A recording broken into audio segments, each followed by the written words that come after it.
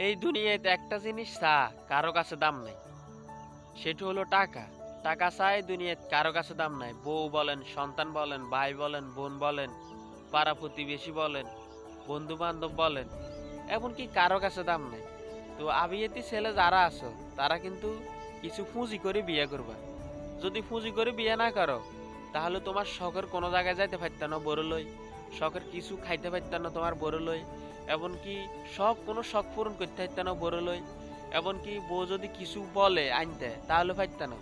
তো তোমার সামর্থ্য অনুযায়ী একটা ঘর করবা, ঘর করি তোমার তোমার সামর্থ্য অনুযায়ী চলার ক্ষেত্রে যেই টাকা পয়সা লাগে সেটা জোগাড় করবে, জোগাড় করি তারপরে বিয়ে করবে।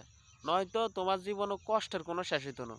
কষ্ট প্রতিদিন তোমার বউ খোঁড়া দিব, মুখ কালা করে থাকবো, এমনকি কথা বলতো না, একটা না একটা সমস্যা লেগেই থাকবে।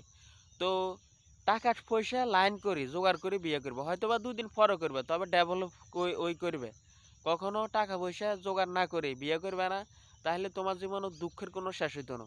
এখনো সময় আছে, টাকা পয়সা জোগাড় করে বিয়ে করো। আবিয়াতি ছেলে যারা আছো টাকা পয়সা জোগাড় করে যদি বিয়ে না করো, কষ্টের আর দুঃখের কোনো শেষ হতো না। প্রতিনিয়ত ঘরে অশান্তি থাকবো, মুখ কালা থাকবো, বোর মুখে হাসি দেখতে না, এমনকি তার সাথে সুন্দর একটা কথা বললো তার থেকে খারাপ লাগবো।